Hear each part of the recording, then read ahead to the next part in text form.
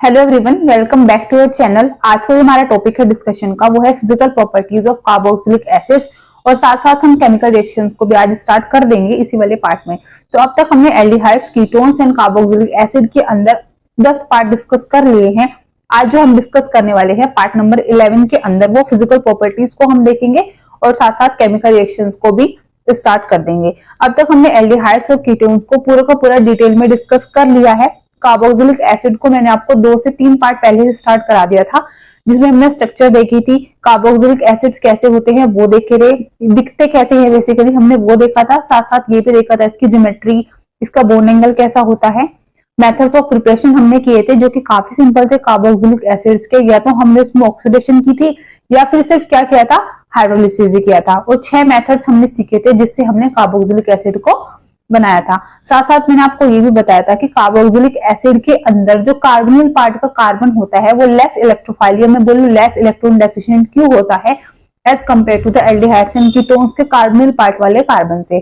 तो आज जो हम डिस्कस करने लगे हैं वो डिस्कस करने लगे हैं physical properties of carboxylic acid. तो आज का जो हमारा टॉपिक है डिस्कशन का वो है फिजिकल प्रॉपर्टीज। आज जो हम डिस्कस करने वाले हैं वो डिस्कस करने वाले हैं physical properties of carboxylic acids. ठीक है, तो फिजिकल प्रॉपर्टी आज हम पढ़ेंगे किसके, कार्बोक्सिलिक एसिड्स की। तो मैंने आपको पहले भी कई बार ये बात बता दी है कि जब भी हम फिजिकल प्रॉपर्टीज को पढ़ते हैं तो बेसिकली उसको हम 3 पार्ट्स में कैटेगराइज करते हैं और उसमें हम क्या क्या देखते हैं कि सबसे पहले तो ना हम फिजिकल अपीयरेंस देखते हैं, या मैं बोलूं फिजिकल स्टेट देखते हैं। ठीक है, हम फिजिकल अपीयरेंस या फिर हम क्या देखते हैं, फिजिकल स्टेट को देखते हैं। दूसरा हम बॉइलिंग पॉइंट के बारे में देखते हैं, किसके बारे में देखते हैं, दूसरा हम बॉइलिंग पॉइंट के। थर्ड एंड लास्ट हम किसके बारे में देखते हैं, फिर सोल्युबिलिटी के बारे में। किसके बारे में देखते हैं हम, सोल्युबिलिटी के बारे में। तो एक एक करके अब डिस्कस कर लेते हैं कि सबसे पहले फिजिकल अपीयरेंस कैसे होती है। तो कार्बोक्सिलिक एसिड्स जो आपके पास होते हैं, अच्छा एक चीज मैंने आपको पहले ये भी बताई थी कि आपके पास अगर हमने एल्कोहल्स को पढ़ा था, हमने एल्डिहाइड्स को पढ़ा था, कीटोन्स को पढ़ा था, हमने हेलोएल्केन्स हेलोएरिन्स को पढ़ा था, जब भी हमने इनके फिजिकल प्रॉपर्टीज को पढ़ा था तो मैंने आपको ये बताया था कि जब भी आपके पास number of carbon atoms come होते हैं तो ये आपके पास गैसियस फॉर्म में रहते हैं। जैसे जैसे कार्बन एटम बढ़ते हैं लिक्विड के अंदर चेंज हो जाते हैं and then at last they changes to solid state. फिर ये किसके अंदर चेंज हो जाते हैं, सॉलिड स्टेट के, अगर नंबर ऑफ कार्बन एटम बढ़ते जाते हैं चेन में। ऐसा होने का रीजन क्या है, ऐसा होने का रीजन है इंटरमोलिकुलर फोर्सेज ऑफ अट्रैक्शन। क्योंकि इंटरमोलिकुलर फोर्सेज ऑफ अट्रैक्शन की अगर मैं बात करती हूँ कि आपके पास जो इंटरमोलिकुलर फोर्सेज ऑफ अट्रैक्शन होते हैं वो सबसे ज्यादा सॉलिड्स में होते हैं, फिर लिक्विड्स में होते हैं और सबसे कम किसके अंदर होते हैं, गैसेस के अंदर होते हैं। तो जैसे जैसे मोलिकुलर मास बढ़ता है ऐसे ऐसे van der Waals forces of attraction बढ़ती है, या मैं बोलूं इंटरमोलिकुलर फोर्सेज ऑफ अट्रैक्शन बढ़ती है, ऐसे ऐसे आपके गैस से लिक्विड और लिक्विड से किसके अंदर कन्वर्ट होते जाते हैं, ये सॉलिड्स के अंदर कन्वर्ट होते जाते हैं। ठीक है, तो अगर मैं बात करती हूँ सबसे पहले फिजिकल अपीयरेंस की, कि जब आपके पास कार्बन 1 से कार्बन 9 वाले एसिड्स होते हैं, जब कार्बन 1 से कार्बन 9 वाले एसिड्स होते हैं तो ये रहते हैं लिक्विड फॉर्म में। किस फॉर्म में एग्जिस्ट करते हैं ये, इन दी लिक्विड फॉर्म। लिक्विड फॉर्म में एग्जिस्ट करते हैं, ये बात तो ठीक है। और साथ साथ जो इनका ऑर्डर होता है, क्या होता है इनका ऑर्डर, वो होता है बड़ा अनप्लीजेंट। कैसे ऑर्डर होता है इनका, अनप्लीजेंट। अनप्लीजेंट होता है, या मैं बोलूं कि ऑर्डर ऐसा होता है कि जिससे हमें काफी इरिटेशन होती है। कभी भी आपने अगर अमोनिया की स्मेल को चेक किया है, क्योंकि जब भी हम लैब में जाते हैं अगर अमोनिया की बोतल खुली रहती है तो हमारे आंखों से बहुत ज्यादा पानी आता है और नाक में भी ना बड़ी इरिटेशन सी होती है, मिचमिची सी होती है। ठीक है, वो कब होता है, जब अमोनिया की बोतल खुली रहती है। तो ऐसी सी ही इसकी भी कुछ ऑर्डर होता है कि जब अगर आप इसके ऑर्डर को देखते हो, अगर आप ऑब्जर्व करते हो बेसिकली, तो होता क्या है, आपको ऐसे लगता है कि जैसे आपकी नाक में ना चींटी चल रही है, मतलब आपको काफी इरिटेशन होती है, जैसे नाक बंद हो गया है ना, इस तरह की ऑर्डर होती है किसकी, कार्बोक्सिलिक एसिड्स की। बट कार्बोक्सिलिक एसिड्स हायर वाले नहीं ऐसे होते, लोअर वाले होते हैं, मैं बोलूं कार्बन 1 से कार्बन 9 वाले आपके ऐसे होते हैं। ठीक है, कार्बन 1 से कार्बन 4 तक के तो कुछ ज्यादा ही इरिटेशन वाले मैं बोलूं होते हैं। उसके बाद फिर आपके कुछ अनप्लीजेंट हम बोल सकते हैं। और उसके बाद अगर हम बात करते हैं फिर हायर वालों की, कि कार्बन 9 के आगे अगर हम चलते हैं एसिड्स के अंदर, तो फिर उनका कुछ ऑर्डर नहीं होता। उनका ऑर्डर क्यों नहीं होता, क्योंकि कार्बन 9 के बाद आपके पास ये एग्जिस्ट करते हैं वैक्सी सॉलिड फॉर्म में। किसकी, वैक्सी सॉलिड फॉर्म में ये एग्जिस्ट करते हैं और ये लो वोलेटाइल होते हैं।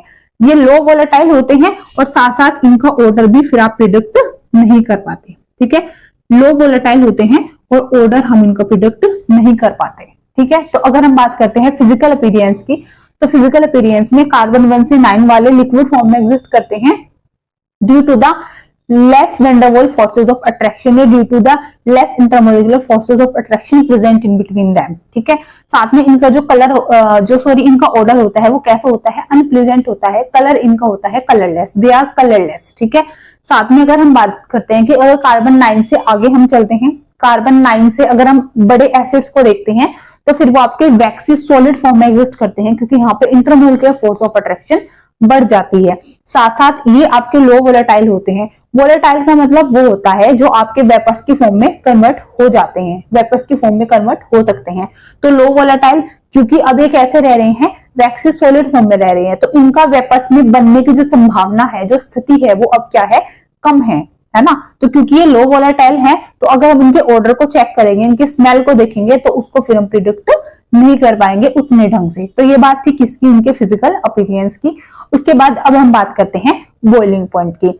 अब हम देखते हैं बॉइलिंग पॉइंट कैसा होता है कार्बोक्सिलिक एसिड्स का। तो क्योंकि थोड़ा सा लंबा टॉपिक है तो पहले इसको मिटा देते हैं, फिर हम पढ़ते हैं बॉइलिंग पॉइंट के बारे में।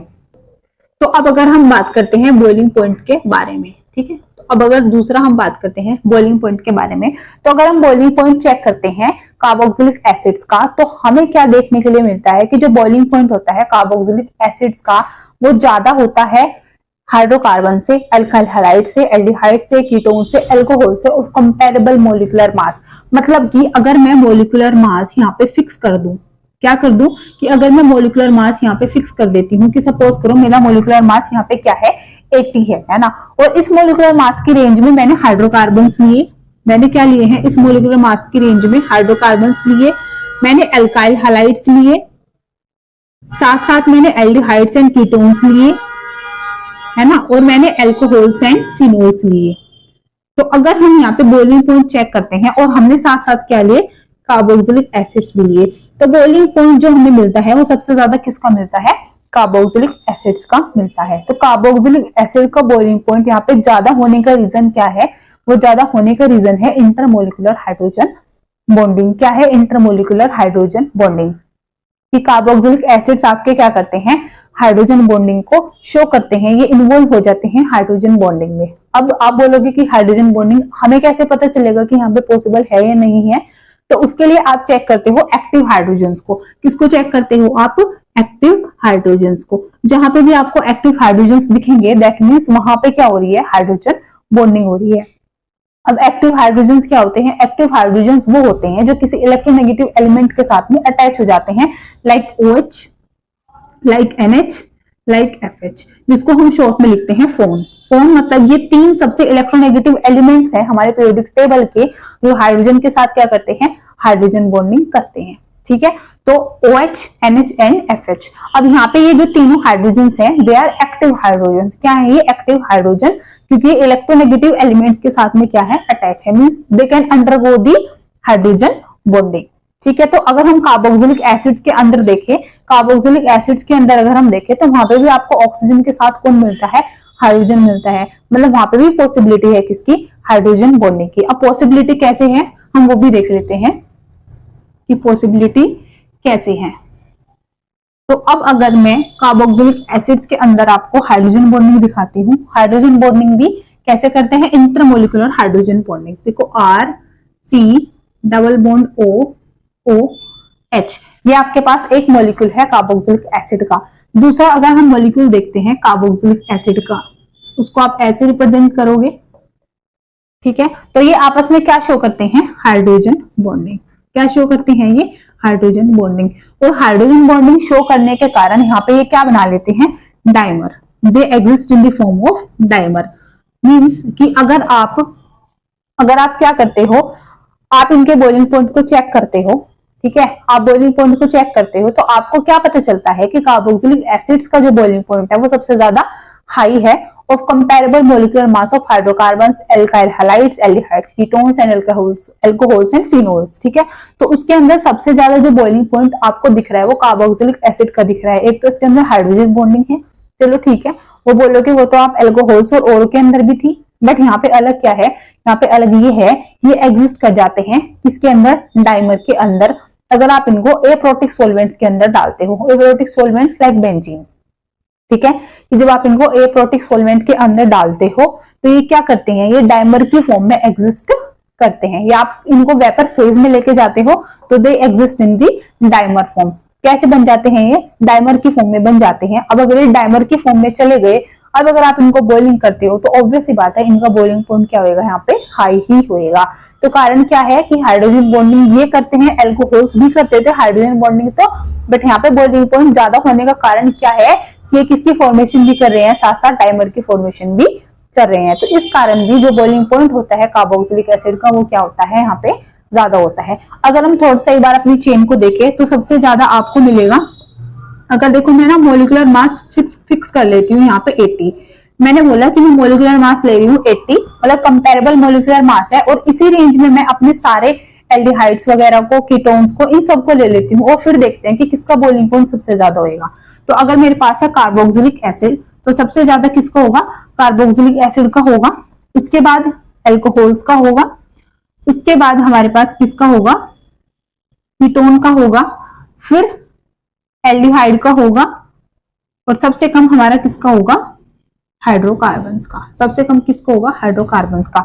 मीन्स हमने जो देखा था पहले क्लासेस में कि एल्कोहल्स का ज्यादा होता है, बट एल्कोहल से कम किसका है, कीटोन का, उससे कम एल्डिहाइड का, सबसे कम हाइड्रोकार्बन्स का, बट एल्कोहल से भी ज्यादा किसका है अब, कार्बोक्सिलिक एसिड का। तो बॉइलिंग पॉइंट अब तक हमने जितने भी पढ़े उनमें से सबसे ज्यादा हमें किसका मिला है, कार्बोक्सिलिक एसिड का मिला है। और रीजन क्या है कि ये डाइमर बना लेते हैं वेपर स्टेट के अंदर या फिर एप्रोटिक सॉल्वेंट्स के अंदर। तो ये हमने देखा किसके बारे में, बॉइलिंग पॉइंट के बारे में। अब अगर हम बात करने लगे हैं किसकी, सोल्युबिलिटी की, थर्ड अगर हम बात करते हैं सोल्युबिलिटी की, तो अगर हम सोल्युबिलिटी की बात करते हैं कि आपके पास जो एसिड्स होते हैं, कार्बोक्सिलिक एसिड्स होते हैं, जो लोअर कार्बोक्सिलिक एसिड्स होते हैं, लोअर चेन वाले, वो तो सोल्युबल हो जाते हैं, वो मिसिबल हो जाते हैं वाटर के अंदर, बट अगर आप हायर मेंबर्स लेते हो they are immiscible in the water, या वो क्या होते हैं, लेस मिसिबल होते हैं वाटर के अंदर। कैसे, वो चीज हम अभी देख लेते हैं, ठीक है।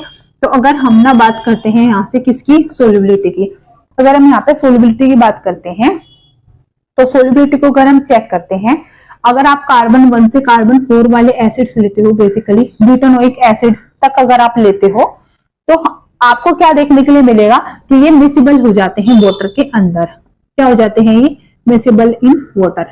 अच्छा, पानी के अंदर कौन डूबता है, ये मैं बोलूं पानी के अंदर कौन सोल्यूबल होता है, जो पोलर इन नेचर होता है, या मैं बोलूं और ढंग से कि वाटर क्या बोलता है कि मेरे अंदर सोल्यूबल वो होएगा जो कैपेबल है मेरे साथ हाइड्रोजन बॉन्डिंग करने के लिए। क्या कैपेबल है, हाइड्रोजन बॉन्डिंग करने के लिए। तो अगर मैं कार्बोक्सिलिक एसिड को यहाँ पे शो करूं ऐसे, CR डबल बॉन्ड OH, और यहाँ पे हम दिखा देते हैं किसको, वाटर मॉलिक्यूल को, किसको शो कर देते हैं, वाटर मॉलिक्यूल को। तो यहाँ पे पॉसिबिलिटी है किसकी, हाइड्रोजन बॉन्डिंग की। तो किसकी पॉसिबिलिटी हो रही है यहाँ पे, हाइड्रोजन बॉन्डिंग की। दैट मीन्स कि कार्बोक्सिलिक एसिड क्या हो जाएगा, मिसिबल हो जाएगा किसमें, वाटर के अंदर में, क्योंकि वाटर के साथ क्या कर रहे हैं, ये हाइड्रोजन बॉन्डिंग को शो कर रहे हैं। बट देखो अगर आप इस वाले R पार्ट को बढ़ाओगे, अगर ये R पार्ट कार्बन 1 से कार्बन 4 तक का है तो सही है, बट अगर R आपने एक लंबी चेन ले ली कार्बन की, तो आपने क्या किया, आपने हाइड्रोफोबिक पार्ट बढ़ाया, आपने नॉन पोलर पार्ट बढ़ाया, क्योंकि इसके अंदर पोलैरिटी नहीं है, पोलैरिटी है यहाँ पे, है ना। तो आपने नॉन पोलर पार्ट बढ़ाया, आपने हाइड्रोफोबिक पार्ट बढ़ाया। कौन सा पार्ट बढ़ा रहे हो आप, हाइड्रोफोबिक, और जो कि क्या होता है, वाटर रिपेलेंट होता है। और या मैं बोलूं क्योंकि ये नॉन पोलर है और ये पोलर है, तो अगर आप नॉन पोलर को बढ़ा रहे हो तो अब नॉन पोलर कंपनसेट कर रहा है किसको, पोलर को, दबा रहा है पोलर को, नॉन पोलर, क्योंकि नॉन पोलर हो रहे हैं ज्यादा, तो अब वाटर के अंदर सोल्युबिलिटी घटती जाएगी। ऐसे अगर आप एरोमेटिक अगर आप ऐसे ही एरोमेटिक एसिड्स लेते हो, एरोमेटिक कार्बोक्सिलिक एसिड्स लेते हो, तो क्योंकि उनमें भी R पार्ट बड़ा होता है, बेंजीन की रिंग्स होती है, तो अगर आप उनको भी सोल्यूबल कराते हो पानी के अंदर तो वो भी लीस्ट सोल्यूबल होते हैं। रीजन क्या है, रीजन वहां पे भी ये है कि आप इंक्रीज कर रहे हो वहां पे हाइड्रोफोबिक पार्ट, एक नॉन पोलर पार्ट, और नॉन पोलर को फिर आप सोल्यूबल कराना चाह रहे हो किसके अंदर, पोलर के, जो कि पॉसिबल नहीं होता, ठीक है, क्योंकि अपने ही डुबोता है, अपने को पोलर ही क्या करता है, पोलर के अंदर सोल्यूबल होता है, बट R पार्ट के बढ़ने से हमारा नॉन पोलर या फिर हाइड्रोफोबिक पार्ट बढ़ता है, जिसके कारण सोल्यूबिलिटी घटती जाती है। तो ये हमने देखा है किसके बारे में, सोल्यूबिलिटी के बारे में, ठीक है। तो जो लोअर कार्बोक्सिलिक एसिड्स होंगे they will be soluble in water, but the higher member will be the least और the non soluble in case of water या इन वाटर। तो अगर उसके अंदर ये नॉन सोल्यूबल हो जाएंगे तो फिर ये सोल्यूबल किसके अंदर होंगे, एप्रोटिक सॉल्वेंट्स के अंदर ये क्या हो जाएंगे, जो आपके लेस एप्रोटिक सॉल्वेंट्स होंगे उसके अंदर ये क्या हो जाएंगे, सोल्यूबल हो जाएंगे बेंजीन वगैरह के अंदर। तो इतना हमने देखा किसके बारे में, फिजिकल प्रॉपर्टीज के बारे में, किसकी, कार्बोक्सिलिक एसिड की। फिजिकल प्रॉपर्टी हमारी यहाँ पे होती है खत्म। इसके बाद अब हम स्टार्ट कर लेते हैं chemical reactions of carboxylic acids. तो इसके बाद अब जो हम स्टार्ट करने वाले हैं वो स्टार्ट करने वाले हैं केमिकल रिएक्शंस को, ठीक है। तो अब अगर हम केमिकल रिएक्शंस को देखते हैं, chemical reactions of carboxylic acids, ठीक है। तो अब हम केमिकल रिएक्शंस को यहाँ पे देखते हैं। तो अगर हम केमिकल रिएक्शंस को देखने लगे हैं, तो केमिकल रिएक्शंस अगर हमें डिस्कस करनी है तो फिर से वही बात कि अगर हमारे पास कोई बड़ा टॉपिक है, ब्रॉड टॉपिक है, उसको हम पहले कैटेगराइज कर लेते हैं सब पार्ट्स में। तो अगर हमें केमिकल रिएक्शंस पढ़नी है तो सबसे पहले तो हम पहले मैं लिख देती हूँ कार्बोक्सिलिक एसिड आपका ये है ना। तो सबसे पहले तो हम वो रिएक्शंस पढ़ेंगे जिसके अंदर क्लीवेज होएगा OH का। किसका क्लीवेज होएगा, OH का। मीन्स ये ऑक्सीजन और ये हाइड्रोजन वाला बॉन्ड जब टूटेगा पहले हम उन रिएक्शंस को देखेंगे, ठीक है। दूसरा हम तब रिएक्शंस देखेंगे जब कार्बन और ऑक्सीजन के बॉन्ड का क्लीवेज होएगा, मीन्स ये और ये वाला बॉन्ड टूटेगा, तब हम इन रिएक्शंस को देखेंगे। उसके बाद हम रिएक्शन पढ़ेंगे with PCl3, PCl5 and SOCl2। आपका जो क्या होता है थायोनाइल क्लोराइड। ये रिएक्शंस हमने पढ़ी थी हेलोकेन्स और हेलोएरिन्स में भी, बट फिर से हम दोबारा भी यहाँ पे केमिकल रिएक्शंस जब देखेंगे कार्बोक्सिलिक एसिड की तो इसको भी हम यहाँ पे डिस्कस करेंगे। उसके बाद फिर हम रिएक्शंस यहाँ पे देखेंगे with ammonia that is NH3। यहाँ पे हम रिएक्शन देखने लगे हैं किसके साथ भी, अमोनिया के साथ भी, NH3 के साथ भी। उसके बाद फिर हम वो रिएक्शंस देखेंगे जिसमें हमारा पूरा का पूरा COH ग्रुप क्या होएगा, इन्वॉल्व होएगा, ठीक है। तो होल COH ग्रुप जब हमारा क्या हो जाएगा, इन्वॉल्व हो जाएगा, हम उन रिएक्शंस को भी यहाँ पे चेक करेंगे। उसके बाद जो लास्ट में कुछ रिएक्शंस बचेगी जिनको हम बोलेंगे सब्स्टिट्यूशन रिएक्शंस। क्या देखेंगे, सब्स्टिट्यूशन रिएक्शंस देखेंगे, या आप बोल दो मिसलेनियस या फिर अदर रिएक्शंस। तो उसमें जितनी भी रिएक्शंस बचेगी वो हम सारे डाल देंगे किसके अंदर, सब्स्टिट्यूशन रिएक्शन के अंदर। तो अगर हम केमिकल रिएक्शंस को डिस्कस करेंगे तो केमिकल रिएक्शंस कार्बोक्सिलिक एसिड की हम डिस्कस करेंगे। पहले हम OH बॉन्ड के क्लीवेज से रिलेटेड जो रिएक्शंस होगी उनको देखेंगे। उसके बाद कार्बन ऑक्सीजन के क्लीवेज से फिर रिएक्शन करेंगे with PCl3, PCl5 and SOCl2 जो कि हमने पहले भी डिस्कस की थी और फिर से करेंगे। फिर रिएक्शन विद अमोनिया हम देखेंगे। फिर रिएक्शन हम COH के पूरे ग्रुप को जब इन्वॉल्व कराएंगे तब रिएक्शन देखेंगे जिसमें बेसिकली हम ऑक्सीडेशन रिडक्शन वगैरह देखेंगे। ऑक्सीडेशन तो नहीं कार्बोक्सिलिक एसिड का फर्दर, बट जब हम उसका रिडक्शन देखेंगे, ठीक है। उसके बाद फिर हम क्या करेंगे, सब्स्टिट्यूशन रिएक्शन देखेंगे। सब्स्टिट्यूशन रिएक्शन में जितनी भी बची हुई रिएक्शंस आएंगी जब हम सब्स्टिट्यूशन करेंगे कार्बोक्सिलिक एसिड्स के अंदर, वो सब हम यहाँ पे फिर डिस्कस करेंगे। तो सबसे पहले अगर आपको एक चीज याद है कि अगर यहाँ पे OH का बॉन्ड टूटेगा, अगर OH का बॉन्ड टूटेगा दैट मीन्स यहाँ से प्रोटॉन बाहर निकलेगा। क्या निकलेगा, प्रोटीन, प्रोटॉन निकलेगा, नॉट प्रोटीन। तो यहाँ से क्या होगा, आपका प्रोटॉन बाहर निकलेगा, ठीक है। तो जब हम क्लीवेज करेंगे, अच्छा यहाँ से अब आप एक चीज देखो कि जब हम यहाँ से क्लीवेज करेंगे ना OH बॉन्ड का, जब यहाँ से हम क्लीवेज करने लगेंगे OH बॉन्ड का, तो यहाँ से ना आपको प्रोटॉन बाहर निकल जाएगा जिसको आप हाइड्रोनियम आयन भी बोलते हो। क्या बोलते हो, हाइड्रोनियम आयन भी। और आपने अगर पढ़ा है क्लास 10th में, है ना, अगर आपने क्लास 10th पढ़ी है ढंग से, वैसे तो आप बोलोगे कि हमने नहीं पढ़ी, बट पढ़ी होगी, ऐसी बात नहीं, पढ़ते हैं थोड़ा बहुत। तो अगर यहाँ से H+ बाहर निकलेगा, प्रोटॉन बाहर निकलेगा, तो आपने अरेनियस की और ब्रोंस्टेड की थ्योरी देखी है ना, एसिड और बेसिस वाली। तो उसमें क्या बोलते थे कि एसिड्स अरेनियस एसिड की थ्योरी के अकॉर्डिंग, अरेनियस की थ्योरी के अकॉर्डिंग अरेनियस एसिड्स कौन होते थे, जो H+ को रिलीज करते थे, जो H+ को बाहर निकालते थे। और ब्रोंस्टेड की थ्योरी के अकॉर्डिंग क्या होते थे कि जो प्रोटॉन को रिलीज करते थे वो आपके एसिड्स होते थे। तो यहाँ से H+ बाहर निकल रहा है, दैट मीन्स आपका ये कैसे बिहेव करेगा, कार्बोक्सिलिक एसिड, कार्बोक्सिलिक ग्रुप एक एसिड की तरह बिहेव करेगा, कार्बोक्सिलिक एसिड की तरह बिहेव करेगा, ठीक है। तो यहाँ पे फिर हम साथ साथ एसिडिटी भी देखेंगे या फिर एसिडिक नेचर भी देखेंगे किसका, कार्बोक्सिलिक ग्रुप का। तो acidic nature of carboxylic group. ठीक है, तो यहाँ पे हम साथ साथ एसिडिक नेचर देखेंगे कार्बोक्सिलिक ग्रुप का। हम देखेंगे कि कार्बोक्सिलिक ग्रुप क्या वाकई में एसिडिक है, एसिडिक है तो कितना है, किन से ज्यादा है किन से कम है। ठीक है, उस एसिडिटी को हम यहाँ पे डिफाइन करेंगे। साथ साथ हम देखेंगे कौन कौन से ग्रुप लगाने से एसिडिटी बढ़ती है, कौन कौन से ग्रुप लगाने से एसिडिटी घटती है, डिक्रीज होती है। इन सारी चीजों को भी हम acidic nature of carboxylic acids के अंदर डिटेल में क्या करने वाले हैं, अब डिस्कस करने वाले हैं। तो रिएक्शंस तो हम पढ़ लेंगे, बट उससे पहले जो वेरी इंपॉर्टेंट टॉपिक है, जो कि काफी एग्जाम्स में पूछा जाता है, बोर्ड्स में भी क्वेश्चन आते हैं, अगर आप प्रीवियस ईयर पेपर उठा के देखते हो, अपने सैंपल पेपर उठा के देखो, उसमें आपको क्वेश्चन मिलेंगे related to the acidity of carboxylic acids. आपके नीट में, जेई में, जितने भी आप कंपटीशन लेवल के एग्जाम्स देते हो जिनमें केमिस्ट्री आती है, वहां पे आपको एसिडिटी से काफी क्वेश्चन देखने के लिए मिलते हैं। तो वेरी इंपॉर्टेंट टॉपिक है हमारा acidic nature of carboxylic acids. तो अब हम स्टार्ट करते हैं acidic nature of carboxylic group. तो अगर हम एसिडिक नेचर को यहाँ पे देखने लगे तो हमें कैसे पता चलेगा कि कार्बोक्सिल जो ग्रुप है वो एसिडिक है नेचर में? कैसे पता चलेगा? जब हम कार्बोक्सिलिक एसिड को एक्वस मीडियम में डालेंगे। कैसे डालेंगे? एक्वस मीडियम में। ठीक है, तो अगर हम डिस्कस करने लगे हैं एसिडिक नेचर, क्या डिस्कस करने लगे हैं हम? Acidic nature. तो आप बोलोगे कि आपको कैसे पता कि जो कार्बोक्सिल ग्रुप है वो एसिडिक है नेचर में? देखो, मेरे को कोई आकाशवाणी तो नहीं आई, बट हाँ इतना पता है कि जब हमारे पास है RC+O OH, ये क्या है? हमारा कार्बोक्सिल ग्रुप। क्या है? कार्बोक्सिलिक ग्रुप है। जब हमने इसको एक्वस मीडियम में डाला, किसमें डाला? एक्वस मीडियम में डाला, तो यहाँ पे हुआ क्या है कि हमें यहां से मिला है RC+O O-, जिसको आप बोलते हो कार्बोक्सिलेट आयन। क्या बोलते हो? कार्बोक्सिलेट आयन या फिर अनायन, कार्बोक्सिलेट अनायन। साथ में हमें यहाँ पे क्या मिलता है? H3O positive. ठीक है, क्या मिलता है? H3O positive. ये रिएक्शन जो होती है हमारी, कैसे होती है? वो रिवर्सिबल नेचर की होती है। कैसी होती है रिएक्शन? रिवर्सिबल नेचर की होती है।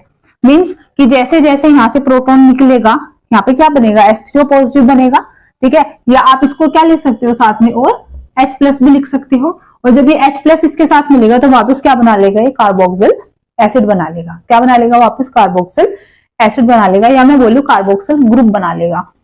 अब ये किस बात के ऊपर डिफाइन होगा या किस बात के ऊपर डिपेंड करेगा कि कार्बोक्सिल ग्रुप एक एसिड है या वो अच्छा एसिड है? अच्छा, कार्बोक्सिल ग्रुप एक एसिड है, आप बोलोगे तो इस बात के ऊपर डिफाइन करेगा कि यहाँ से H+ बाहर निकला। चलो जी ठीक है, H+ बाहर निकला, ये आपका एसिड आपने घोषित कर दिया कि ये एसिड है। ठीक है, लेकिन ये अच्छा एसिड है, कितना अच्छा एसिड है, कितना वीक है, क्या है, ये किस बात के ऊपर डिपेंड करेगा? ये इस बात के ऊपर डिपेंड करेगा कि यहाँ से आपका जो आयन बना है वो कितना स्टेबल है। यहाँ से आपका जो आयन बना है वो कितना स्टेबल है। क्योंकि अगर ये आयन स्टेबल है, अगर ये आयन स्टेबल है तो ये इस फॉर्म में रहना चाहेगा, है ना, इसी वाली अपनी स्थिति में खुश रहेगा, इसको कोई प्रॉब्लम नहीं होगी, ये एग्जिस्ट करेगा। बट अगर ये अनस्टेबल है, आप मान लो कि अगर ये अनस्टेबल है, बट अगर ये अनस्टेबल है तो क्या इस फॉर्म में रहेगा? कार्बोक्सिलेट आयन के फॉर्म में नहीं रहेगा। ये क्या चाहेगा कि मैं H+ के साथ मिलूं और दोबारा क्या बना लो? कार्बोक्सिल ग्रुप बना लो। इसको क्या फर्क पड़ेगा कि ये एसिडिक है नहीं है? ये क्या देखेगा? सिर्फ अपनी स्टेबिलिटी देखेगा। तो अगर carboxylate ion means carboxyl group से जब H+ निकलने के बाद जो आयन बनता है, अगर वो स्टेबलाइज है, क्या है? वो स्टेबलाइज है। कैसे स्टेबलाइज होता है? Through the resonating structures. वो तो हम देख लेंगे कैसे स्टेबल होता है रेजोनेटिंग स्ट्रक्चर से। पर फिलहाल क्वेश्चन ये है कि अगर ये स्टेबल है तो फिर ये बैकवर्ड डायरेक्शन में नहीं जाएगा। अगर ये बैकवर्ड डायरेक्शन में नहीं जाएगा, दैट मीन्स ये क्या होगा? हमारा अच्छा एसिड होगा। क्योंकि जितनी ज्यादा स्टेबिलिटी होगी इस कार्बोक्सिलेट आयन की, उतना ही अच्छा एसिड होगा हमारा कार्बोक्सिल ग्रुप। और ये अच्छा एसिड कब होगा? जब ये स्टेबल होगा। और हमने बोला कि ये स्टेबल है, बट कैसे स्टेबल है? Through the resonating structures. तो कैसे स्टेबल है ये कार्बोक्सिलेट आयन हमारा? Through the resonating structures. ठीक है जी, तो कैसे स्टेबल हो रहा है ये? थ्रू द रेजोनेटिंग स्ट्रक्चर से ये स्टेबल हो रहा है। ठीक है, एक बार फिर से हम इस चीज को डिफाइन करते हैं। देखो, हमारे पास है कार्बोक्सिलिक ग्रुप। कार्बोक्सिलिक ग्रुप को जब हम एक्वस मीडियम में डालते हैं तो वहां से हमें कार्बोक्सिलेट अनायन और साथ में क्या मिल जाते हैं? बाहर प्रोटॉन्स मिल जाते हैं। मैं बोलूं H3O पॉजिटिव की फॉर्मेशन वहां से हो जाती है। तो ये रिएक्शन क्योंकि रिवर्सिबल नेचर की है तो ये वाली चीज बैकवर्ड डायरेक्शन में भी आ सकती है ना। बट ये बैकवर्ड डायरेक्शन में कब आने की कोशिश करेगा? जब ये अपनी इस फॉर्म में स्टेबल नहीं होगा, खुश नहीं होगा। तो अगर कार्बोक्सिलेट आयन आप 1 मिनट के लिए मानो अगर ये अनस्टेबल है तो अगर ये अनस्टेबल है तो H+ के साथ मिलकर दोबारा क्या दे देगा, कार्बोक्सिल ग्रुप दे देगा। इसको कोई फर्क नहीं पड़ता कि यहाँ से एसिडिक है, ये बेसिक है, इसका बिहेवियर कैसा है, इसको सिर्फ मतलब है अपनी स्टेबिलिटी से। बट एक मिनट के लिए मानो कि अगर ये स्टेबल है, अगर कार्बोक्सिलेट आयन हमारा स्टेबल है, दैट मीन्स ये बैकवर्ड डायरेक्शन में नहीं जाएगा, अपनी इसी वाली फॉर्म में रहना चाहेगा। और अगर वो स्टेबल होगा, कौन आयन, कार्बोक्सिलेट आयन अगर स्टेबल होगा, जितना ज्यादा वो स्टेबल होगा उतना अच्छा हमारा ये क्या होगा, एसिड होगा। और मैं कह रही हूं कि ये स्टेबल है कैसे, through the resonating structure. Resonance stabilised है हमारा कार्बोक्सिलेट आयन। अगर ये रेजोनेंस स्टेबलाइज्ड है तो साफ सीधी बात है कि ये क्या है, एक अच्छा एसिड है। इसीलिए हम बोलते हैं कि कार्बोक्सिलिक एसिड क्या होता है, एक अच्छा एसिड होता है। तो आइए आपको इतनी बात समझ कि जितना ज्यादा स्टेबिलिटी होगी कार्बोक्सिलेट आयन की, और वो मैं कह रही हूँ कि स्टेबिलिटी है, मैं भी आपको दिखाऊंगी कैसे है, क्यों है, ठीक है। मैं कह रही हूँ कि इसकी स्टेबिलिटी है कार्बोक्सिलेट आयन की थ्रू द रेजोनेटिंग स्ट्रक्चर। अगर से स्ट्रॉन्ग है, किससे वीक है, वो तो बात की बात है। फिलहाल क्या है कि ये स्टेबल है और ये क्या है, एक अच्छा एसिड है। आप बोलोगे कि आपने तो बोल दिया स्टेबल है, बट कैसे स्टेबल है, तो उस स्टेबल को भी देखते हैं। देखो ये स्टेबल होता है थ्रू द रेजोनेटिंग स्ट्रक्चर्स। कैसे होता है, थ्रू द रेजोनेटिंग स्ट्रक्चर्स। तो अगर मैं रेजोनेटिंग स्ट्रक्चर्स बनाने लगूं इस कार्बोक्सिलेट आयन की, तो देखो कैसे बनती है, R साथ में हमारे पास क्या है, C double bond O negative, ठीक है। तो ये ऑक्सीजन के ऊपर नेगेटिव चार्ज है, ये क्या करेगा, डीलोकलाइजेशन करेगा, ठीक है, डीलोकलाइजेशन करेगा। तो ये नेगेटिव यहाँ पे जाएगा, मींस डबल बॉन्ड आपको शिफ्ट हो जाएगा किसकी तरफ, ऑक्सीजन की तरफ। तो यहाँ से आ जाएगा RCO negative double bond O, और जिसको आप ऐसे भी दिखा सकते हो, RCO, ठीक है। ऐसे भी मींस कि आपका डबल बॉन्ड क्या हो रहा है, ये नेगेटिव चार्ज क्या हो रहा है, दोनों ऑक्सीजन के ऊपर डीलोकलाइज हो रहा है। तो आप खुद देखो कि जो कार्बोक्सिलेट आयन है वो डीलोकलाइज, वो क्या हो रहा है, स्टेबलाइज हो रहा है थ्रू द रेजोनेटिंग स्ट्रक्चर्स। वहां पे जो हमारा नेगेटिव चार्ज है वो डीलोकलाइज हो रहा है दोनों ऑक्सीजन एटम्स के ऊपर। तो मतलब ये क्या है, स्टेबल है। अगर ये स्टेबल है, सीधी सी बात है, ये क्या है, एक एसिड है। क्या है, ये एक एसिड है, ठीक है। अब अगर ये एसिड है, आपने एक चीज और पढ़ी होगी 10th क्लास में कि आपके पास ब्रोंस्टेड एसिड्स वो होते हैं, कौन होते हैं, ब्रोंस्टेड एसिड्स वो होते हैं जो प्रोटॉन को बाहर निकालते हैं, जो प्रोटॉन को क्या निकालते हैं, बाहर निकालते हैं। तो अगर ये प्रोटॉन को बाहर निकाल रहा है, दैट मीन्स ये कैसे बिहेव करेगा, एज अ ब्रोंस्टेड एसिड की तरह भी बिहेव करेगा। ये चीज क्लियर होती है, ठीक है, वरना वैसे इस बात से इसको कोई लेना देना नहीं है, ठीक है, जस्ट मैंने आपको बता दिया इतना। तो यहाँ पे जो देखो नेगेटिव चार्ज है वो दोनों के दोनों ऑक्सीजन एटम्स के ऊपर क्या है, स्टेबलाइज है। क्या है वो, स्टेबलाइज है, वो दोनों के ऊपर डीलोकलाइजेशन कर रहा है, घूम रहा है दोनों एटम्स के ऊपर। दैट मींस कि ये कार्बोक्सिलेट आयन हमारा यहाँ पे स्टेबल है। अगर वो स्टेबल है, ये क्या है, हमारा एसिडिक नेचर का है। अब कितना ज्यादा है, कितना कम है, वो बात भी हम अभी डिस्कस कर लेंगे, बट फिलहाल क्या है, ये एसिड है और अच्छा एसिड है, ठीक है। लेकिन अब सपोज करो कि आपके दिमाग में एक क्वेश्चन आता है, आप बोलो कि क्या ये H2SO4 HCl HNO3 क्या ये इनसे अच्छा एसिड है। तो मैं आपको बोलूंगी, देखो यहाँ पे ना कंपैरिजन की कोई बात नहीं बनती। क्यों नहीं बनती कंपैरिजन की बात, क्योंकि ये जो आपके पास एसिड्स होते हैं ये होते हैं इनऑर्गेनिक एसिड्स, या मैं बोलूं मिनरल एसिड्स। क्या होते हैं ये सारे के सारे, मिनरल एसिड्स। मिनरल एसिड्स होते हैं, जो आपके पास H2SO4 है, H3PO4 है, सल्फ्यूरिक एसिड है, फॉस्फोरिक एसिड है, नाइट्रिक एसिड है, HCl HBr HF HI, जितने भी हैं ये सारे सारे इनऑर्गेनिक एसिड्स हैं, ये मैं बोलूं मिनरल एसिड्स हैं। और मिनरल एसिड्स हमारे स्ट्रॉन्ग एसिड्स होते हैं as compared to organic acids के। अब ये जितने भी एसिड्स हैं ये क्या है हमारे, जैसे हमने फिनोल पढ़ा था, फिनोल भी क्या होता है, एसिडिक नेचर का होता है, अल्कोहल भी एसिडिक नेचर का होता है। सारों के अंदर हमने एसिडिटी पढ़ी कि जहां से बेसिकली H+ प्रोटोन निकलता है वो एसिड्स हैं। बट ये जितने भी एसिड्स होते हैं ना ऑर्गेनिक के अंदर, जिसमें कार्बन ऑक्सीजन हाइड्रोजन ऐसे वाली बॉन्डिंग होती है, वहां से H+ निकलता है, वो ऑर्गेनिक एसिड्स होते हैं। बट ये ऑर्गेनिक एसिड्स क्या होते हैं, वीक एसिड्स होते हैं देन द मिनरल एसिड्स। तो याद रखेंगे कि जो ऑर्गेनिक एसिड्स है वो वीक एसिड्स है, किससे, मिनरल एसिड से। तो यहाँ पे मैं कार्बोक्सिल ग्रुप का कंपैरिजन नहीं कर सकती मिनरल एसिड्स के साथ। बट हाँ, अगर आप बोलो कि क्या कार्बोक्सिल एसिड अच्छा एसिड है फिनोल से, तो बिल्कुल है। ये अब तक जितने भी हमने एसिड्स पढ़े, ये जितने भी अब तक ग्रुप्स पढ़े, उनमें सबसे अच्छा एसिड कौन है, कार्बोक्सिल ग्रुप है। अब आप बोलोगे क्यों, कि फिनोल से अच्छा एसिड क्यों है, मैंने ऐसा क्यों बोल दिया, तो उसको भी अभी देख लेते हैं। अब हम क्या करते हैं, कंपैरिजन, ठीक है। बट उस कंपैरिजन से पहले आप नोट डाल के एक चीज नोट डाउन कर लेना कि जो मिनरल एसिड्स होते हैं आपके वो इनऑर्गेनिक एसिड्स होते हैं और वो अच्छे एसिड्स होते हैं ऑर्गेनिक वाले एसिड से। बेसिकली जो आपके पास कार्बोक्सिल वगैरह है, अल्कोहल्स, फिनोल्स हैं, उनसे क्या होते हैं, वो मिनरल एसिड्स अच्छे एसिड्स होते हैं, ठीक है। और उनका इनका कोई कंपैरिजन नहीं है, आप कंपेयर नहीं कर सकते, गलती भी मत करना कंपेयर करने की, ठीक। तो अब हम क्या करते हैं, अब हम करते हैं कंपैरिजन। कंपैरिजन करते हैं किसका जी, हम एसिडिटी का, ठीक है। तो कंपैरिजन कर रहे हैं एसिडिटी का, और कंपैरिजन किसके बीच में, टक्कर किसके बीच में है, फिनोल के और कार्बोक्सिल एसिड के। तो किसके बीच में करा रहे हो आप लड़ाई, आप करा रहे हो फिनोल के और कार्बोक्सिलिक ग्रुप के बीच में, ठीक है। तो फिनोल और कार्बोक्सिलिक ग्रुप में से ज्यादा एसिडिक कौन है। देखो फिनोल एसिडिक कब था फिनोल एसिडिक, अगर आपको एक बात याद है, आप बोलोगे फिनोल एसिडिक तब था जब उसने H+ बाहर निकाला था, और H+ बाहर निकालने के बाद क्या बनाया था, फिनोक्साइड आयन बनाया था। क्या बनाया था, फिनोक्साइड आयन। फिर मैं बोलती हूँ कि कार्बोक्सिलिक एसिड हमारा तब एसिडिक था, कब था कार्बोक्सिलिक ग्रुप एसिडिक, तब जब उसने H+ निकालने के बाद क्या बनाया था, कार्बोक्सिलेट आयन बनाया था। क्या बनाया था उसने, कार्बोक्सिलेट आयन बनाया था, ठीक है। अब आप इस चीज पे ध्यान दो, क्या कह रही हूं मैं, कि फिनोल एसिडिक तब था जब उसने प्रोटॉन बाहर निकाल के फिनोक्साइड आयन बनाया था। आपका कार्बोक्सिलिक एसिड तब एसिडिक है जब वो H+ निकाल के कार्बोक्सिलेट क्या बना रहा है, अनायन आयन बना रहा है। ये है फिनोक्साइड आयन, लिख लो आप, ये क्या है, फिनोक्साइड आयन, और ये है जी आपका कार्बोक्सिलेट आयन। क्या है ये, कार्बोक्सिलेट आयन, है ना। तो अब ज्यादा, अभी मैंने क्या बोला था कि H+ निकलने के बाद जो हमारा आयन बचता है, अगर वो स्टेबल है, या जितना ज्यादा वो स्टेबल है उतना अच्छा क्या होगा, वो एसिड होगा, ठीक है। उतना अच्छा क्या होगा, वो एसिड होगा। मींस कार्बोक्सिलेट आयन अगर स्टेबल है तो कार्बोक्सिलिक एसिड अच्छा एसिड होगा। फिनोक्साइड आयन अगर स्टेबल है तो इसका जो एसिड होगा फिनोल, वो क्या होगा, एक अच्छा एसिड होगा। तो अगर आपको इन दोनों के बीच में लड़ाई करवानी है, तो लड़ाई करवाने से पहले आप एक चीज समझ लो कि अगर ये कार्बोक्सिलेट आयन ज्यादा स्टेबल है इस फिनोक्साइड आयन से, तो मतलब उसका जो एसिड होगा वो क्या होगा, उसका अच्छा एसिड होएगा। मींस अच्छा इन द सेंस कि वो स्ट्रॉन्ग एसिड होएगा।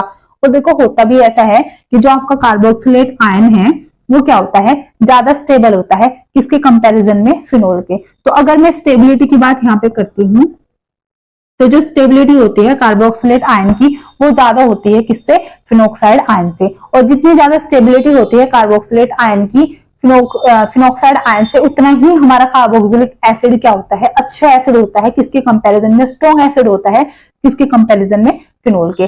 अब आप बोलोगे क्यों, देखो क्यों का रीजन ये है कि यहाँ पे जो नेगेटिव चार्ज है वो एक ऑक्सीजन पे है, और बाकी नेगेटिव चार्ज जब मूव करेगा, तो हमने इसकी डिलोकलाइजेशन स्ट्रक्चर्स भी देखी थी जब हमने फिनोल की एसिडिटी पढ़ी थी, तो नेगेटिव चार्ज बाकी इन कार्बन एटम्स पे आता है। मींस यहाँ पे जो नेगेटिव चार्ज है वो मूव करेगा ऑक्सीजन के ऊपर, और लेस इलेक्ट्रोनेगेटिव कार्बन के ऊपर। किसके ऊपर, यहाँ पे जो नेगेटिव चार्ज है वो मूव कर रहा है ऑक्सीजन के ऊपर और लेस इलेक्ट्रोनेगेटिव कार्बन के ऊपर। और यहाँ पे भी मैंने अभी आपको कार्बोक्सिलेट आयन की रेजोनेटिव स्ट्रक्चर बनाई थी, तो क्या बताया था कि यहाँ पे जो नेगेटिव चार्ज मूव करेगा वो दोनों के दोनों ऑक्सीजन एटम्स के ऊपर मूव करेगा, और जो कि क्या है, काफी इलेक्ट्रोनेगेटिव है, किससे, कार्बन से।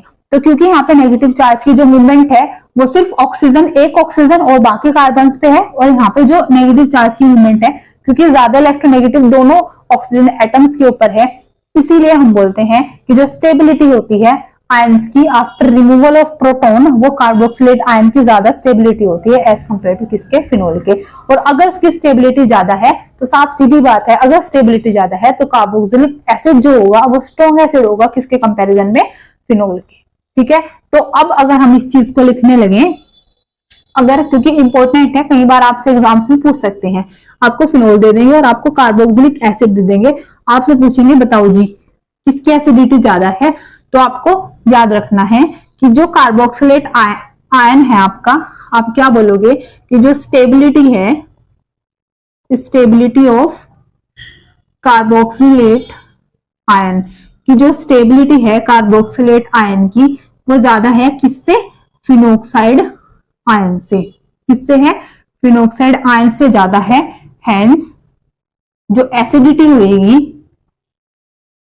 ऑफ कार्बोक्सिलिक ग्रुप जो एसिडिटी होगी कार्बोक्सिलिक की वो ज्यादा होगी किससे, फिनोल से। मतलब कार्बोक्सिलिक एसिड एक अच्छा एसिड होगा किसके कंपैरिजन में, फिनोल के। अब अल्कोहल का तो कोई किस्सा है ही नहीं, क्यों, क्योंकि हमने पहले डिस्कस कर लिया था कि अल्कोहल से ज्यादा अच्छे एसिड्स कौन होते हैं, फिनोल। और वो कैसे देखा था कि अल्कोहल के अंदर हमें रेजोनेटिव स्ट्रक्चर्स नहीं मिली थी, जब हमने H+ को बाहर निकाला था वहां पे जो आयन बना था बेसिकली, और फिनोक्साइड के अंदर में नंबर ऑफ रेजोनेटिव स्ट्रक्चर्स मिली थी, तो फिनोल अच्छा एसिड था अल्कोहल से।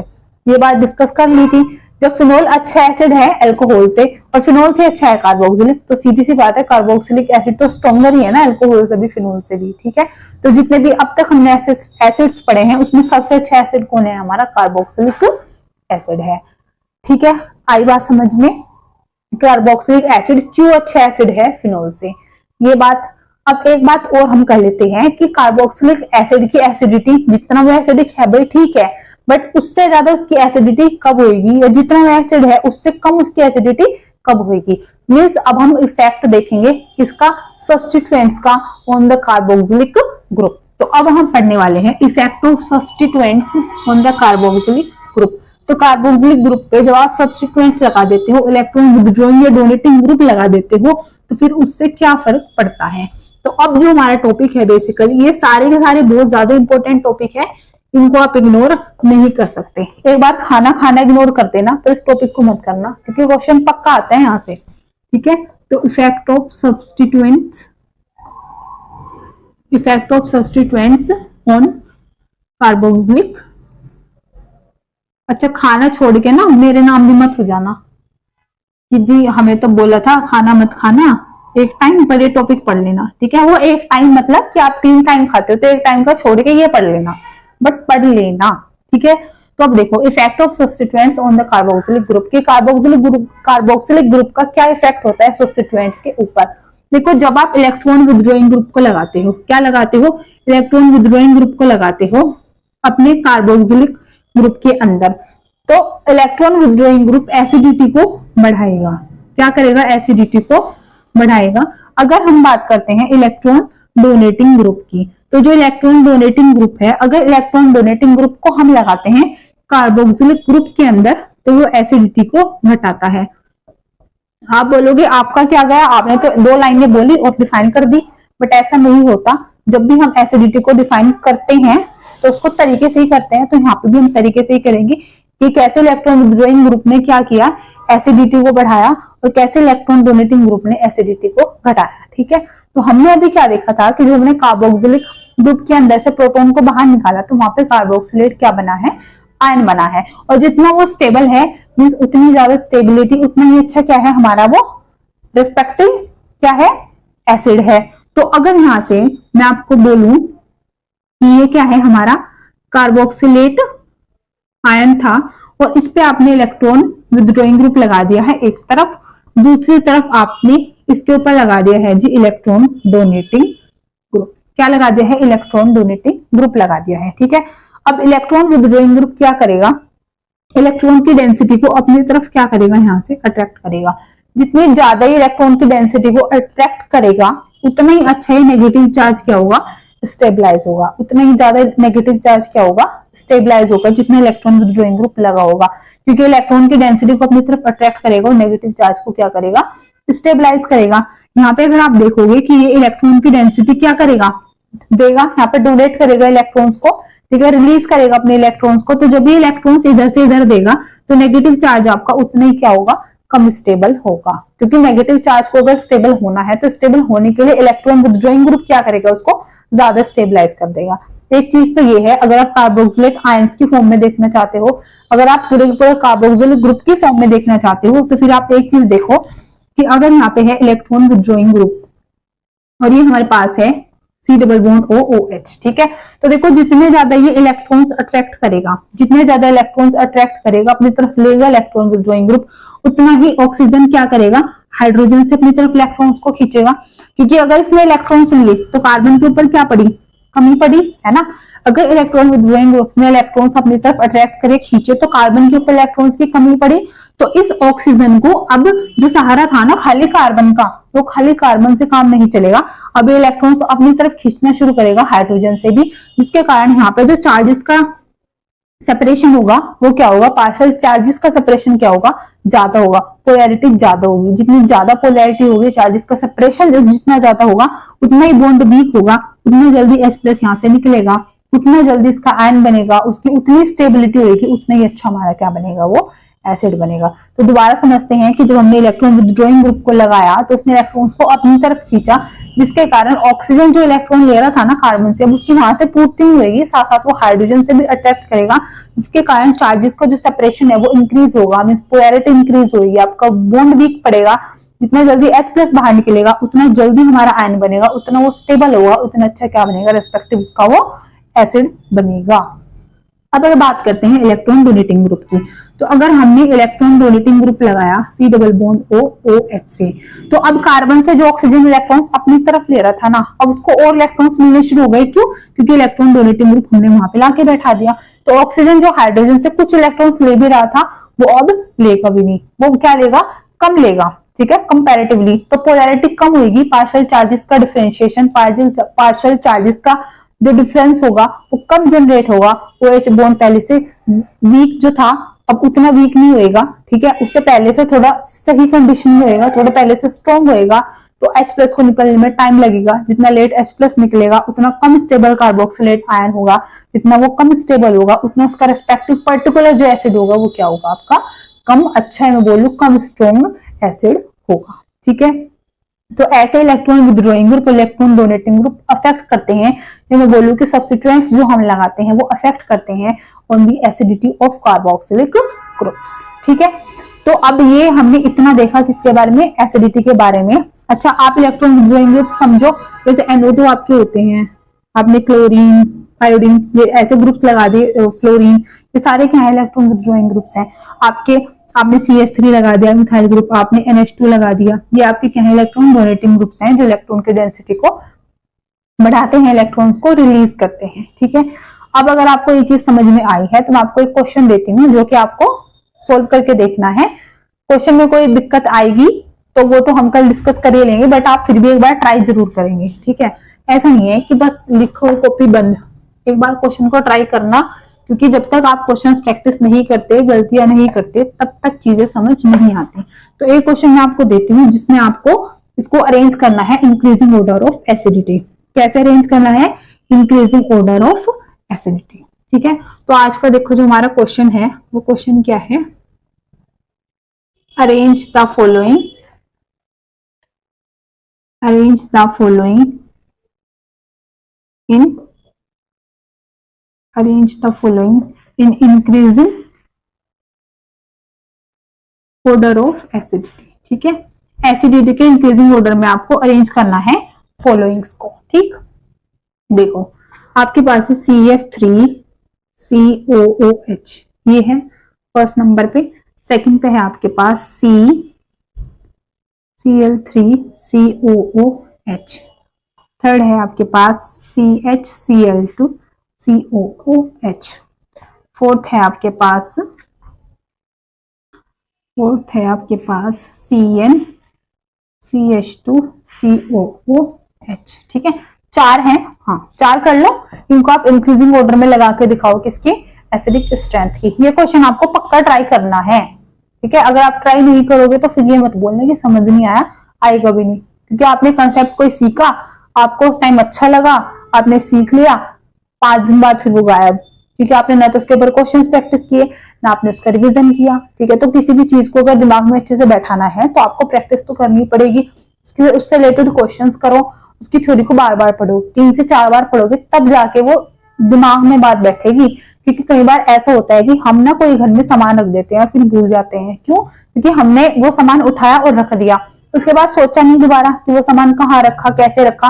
तो जब हम उतनी छोटी सी बात भूल जाते हैं तो ये तो कितनी बड़ी बात है, हमने कोई कंसेप्ट सीखा और आपने उसको न तो रिवाइज किया ना कुछ, तो फिर भूलना तो है ही, है ना। फिर अपने आप को ब्लेम मत किया करो कि मेरे तो मेमोरी कम है, मेरे तो याद नहीं होता। आधे लोग तो रट्टा लगा लेते हैं, रट्टा कोई नहीं लगाता, अगर किसी के याद रहता है वो क्यों रहता है, क्योंकि वो नंबर ऑफ टाइम रिवीजन करते हैं। तो अगर आप रिवीजन करोगे, क्वेश्चंस की प्रैक्टिस करोगे तो फिर आप भी नहीं भूलोगे, ठीक है। तो इसलिए आप इस क्वेश्चन को ट्राई करोगे और कमेंट सेक्शन में मेरे को उसका आंसर बताओगे। तो आज वाले वीडियो में हम इतना ही करते हैं, इसके बाद जो वीडियो आएगी ना उसमें हम केमिकल रिएक्शंस पढ़ लेंगे, सारी की सारी कोशिश करेंगे। देखो क्योंकि थोड़ा लंबी लंबी रिएक्शंस है तो टाइम लग जाता है, और मैं भी नहीं चाहती कि एक एक वीडियो 1 से 1.5 घंटे की जाए, क्योंकि इतनी वीडियो ना देखते ही आप लोग भी डर जाते हो कि जैसे पता नहीं कितनी लंबी क्या हलवा बन रहा है उसमें, चाहे ठीक है, चाहे भले ही वो कंसेप्ट मतलब आप 2 वीडियो में भी देखोगे उसको, एक में भी देख लोगे तो क्या पर डर जाते हैं। तो इसलिए वीडियो हमारी ज्यादा लंबी नहीं होती, 40 से 50 मिनट की होती है बस मैक्सिमम। तो आप लोग क्या करते हो कि डर जाते हो बड़ी बड़ी वीडियो देख के, तो डरना नहीं है, ठीक है। आराम से शांति से पढ़ो, वीडियोस को देखो, कंसेप्ट को सीखो, बार बार उनका रिवीजन करो, और आपके फ्रेंड सर्कल में जो भी है उनको भी वीडियोस शेयर कर दिया करो, ताकि आपके साथ साथ औरों को भी फायदा हो जाए। जबकि आपको भी कोई चार्ज नहीं देना और किसी को भी कोई चार्ज नहीं देना इसके लिए। तो जितने लोगों का फायदा होगा उससे आपका भी फायदा होगा और मेरा भी होगा। तो इस वाली वीडियो में हम इतना ही करते हैं। Thank you so much. Video अगर आपको अच्छी लगती है वीडियो को लाइक कर देना, चैनल को सब्सक्राइब कर देना, वीडियो को फर्दर शेयर भी कर दिया करो अपने ग्रुप्स के अंदर। और अगर आपको सारे के सारे नोटिफिकेशन ऑन टाइम चाहिए तो आप बेल आइकन को प्रेस कर देना।